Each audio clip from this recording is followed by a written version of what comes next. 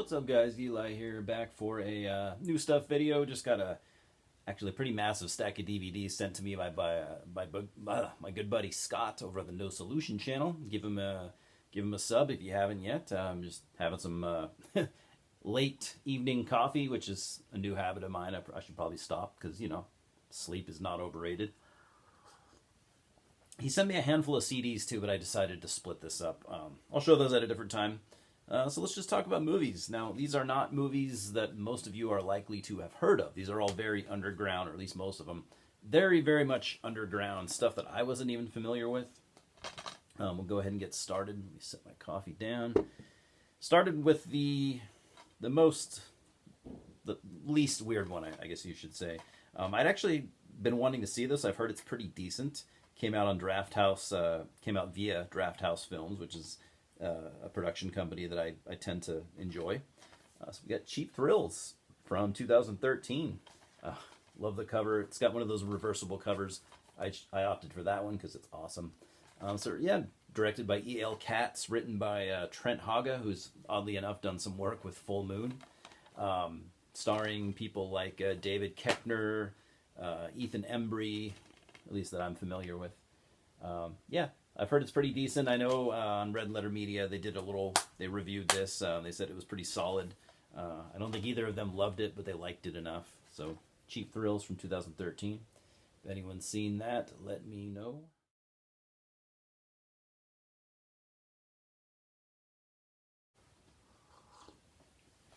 Next, we're moving on to a stack of movies that I noticed. I noticed one name that was on all of these, whether it was writing, directing, or producing. A name which is J.R. Bookwalter. Scott, I think you mentioned J.R. Bookwalter. Not a name I'm familiar with. So I'll start off with the Anchor Bay release. This is the only mainstream release out of the rest of these. I think you'd say. I mean, Anchor Bay has released some small scale stuff, but usually they do kind of larger scale things. So yeah, The Dead Next Door. It's a zombie movie. It's all I know about it. Written, produced, and directed by J.R. Bookwalter. Anyone familiar with this one?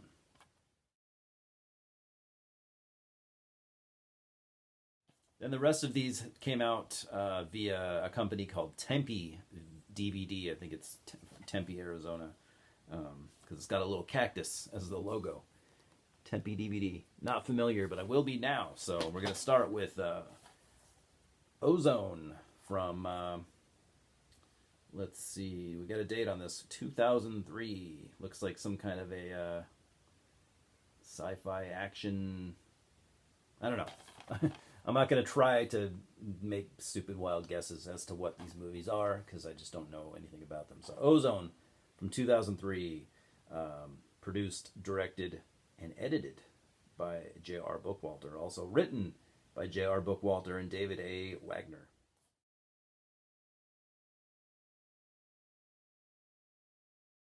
Also from 2003, we've got Bloodletting. Check that out. Dig the cover. It's kind of like an old Italian, like 70s Italian horror movie look, at least with a knife and everything. Giallo, kind of Giallo looking, but that's just based off the cover. Don't know anything about any of these. The back, little quote, "Natural Born Killers Done Right," by Video Movie Guide. Anyone seen Bloodletting? Let me know.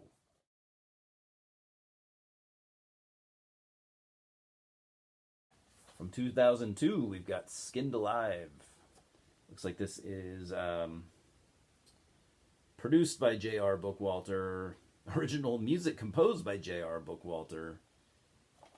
Don't know anything about this one. Skinned Alive from 2002.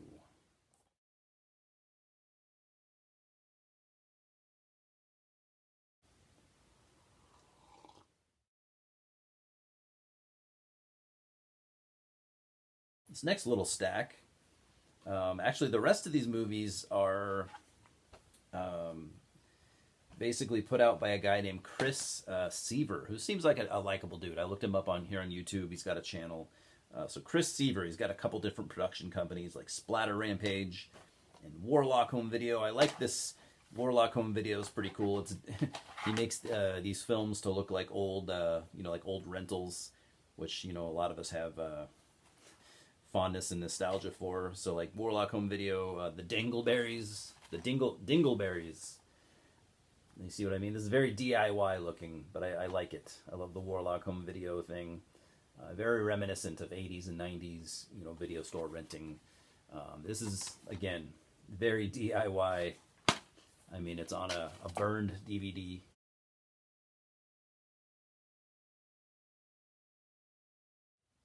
So don't know anything about these, but, aesthetically, I like it. He even put out a Blu-ray. This one looks even more DIY than the DVD. What is this called? The Weirdsies. The Weirdsies. Dingleberries, by the way, came out in, what? It says 1988. That can't be right. It says 2012 and 1988. I think the 1988 part is a joke. I think it's from 2012. Let's see if he does that on this one. This one says 2015. I don't know. I mean, this could be something he re-released. This might actually be. I'm sorry I didn't do the research. My bad. Maybe this really did come out in '88 and he re-released it in 2012. Let me know. I'll look it up, or I'll try to. I'll try to remember to look it up. But anyways, the Weirdsies from 2015.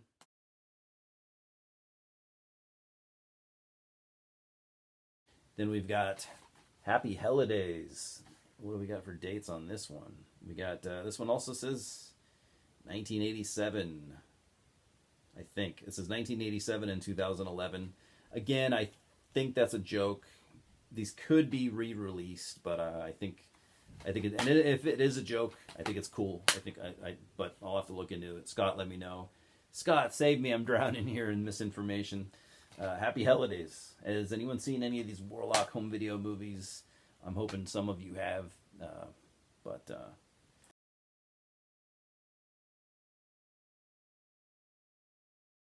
it's, again, aesthetically very cool. Scott told me a little bit about some of these. He said they're very extremely low budget, which it's probably going to be a mixed bag for me. I'll admit I'm kind of new to the super low budget films, but it's something that I should be diving into anyways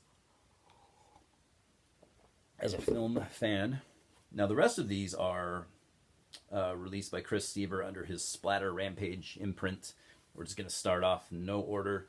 Mulva 2, Kill Teen Ape, which Teen Ape is another film series that he's done. So clearly a what do you call it? Satire on like Kill Bill. Clearly, this came out in a division of Tempe Video, not Arizona, California, 2005. There you have it.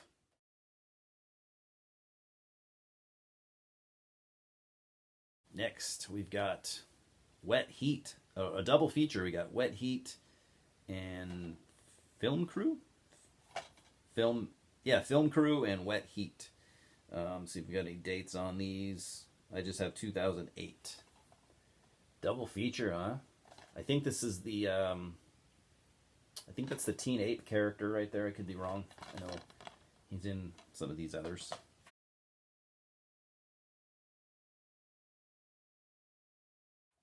See if I can fast forward to some Teen Ape stuff, because we gotta do that. Here we go. We've got Teen Ape Goes to Camp. So yeah, one of the amazing Teen Ape film series. So this came out in 2008.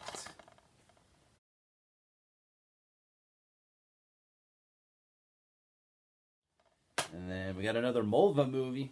Mulva, Zombie Ass Kicker, and Filthy McNasty. I mean, that sounds like a lot of fun to me. 2003.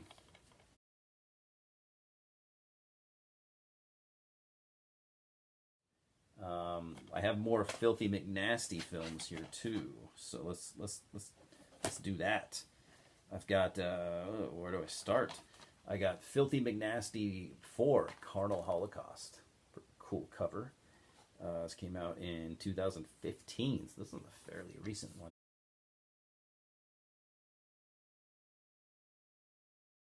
Now, Scott sent these to me either because, Scott, correct me, either because I thought he said he had doubles of them, or maybe some of these he just didn't like, maybe a combination of the two. Either way, I appreciate Scott sends me a lot of stuff. I send him a lot of stuff. I don't send him as much because he's trying to get rid of things. He's not trying to amass shit, and I'm really not either. But I'm not quite to the point yet of being super annoyed and trying to purge things like Scott is. I have been there before, but I'm not I'm not there at the moment.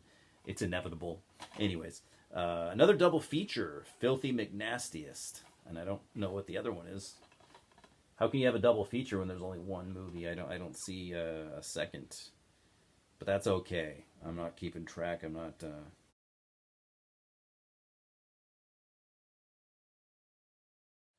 Next one we've got from 2009, Taint Light, obviously a play off of cult classic Twilight. Hold on, my light went out. What's going on with that? Where's my light? Why would you do that? There it is. Taint Light. Anyone seen Taint Light? I don't think any of these are are X-rated by any means, but that sounds like it could be. Anyways, 2009, Taint Light.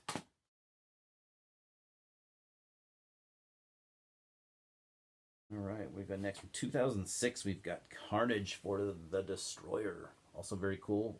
Looks like it could be like Kane the wrestler. Remember Kane? Remember wrestling? No, I'm just kidding. I know Scott.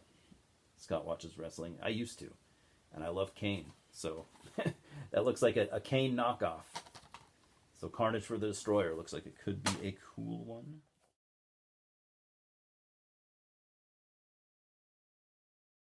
From 2003, we got Quest for the Egg Salad.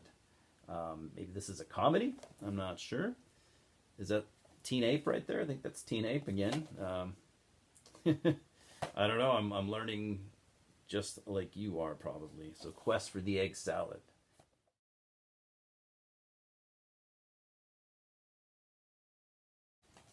And last but certainly not least, from 2006, we've got Destruction Kings, which looks like we've got Teen Ape, Teen Ape again. So Destruction Kings, yeah, from 2006.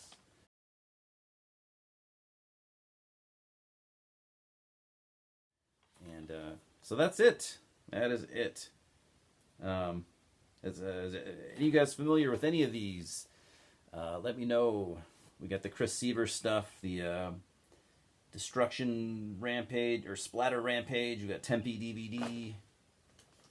I went through those as well as I could with not a lot of information. I'll watch these eventually. I've really been working on watching all the stuff that I have physical copies of. For a while there, I was like watching a movie every single day. I was plowing through them pretty good. I've kind of slowed down and taken a little break, but I'll get back on it. I'm doing pretty good, I would say. How are you guys? Anyways, let's talk about some movies. Let me know if you're at all familiar with any of this stuff. And I love you guys. Louis says hello. We'll talk soon. Fucking cheers.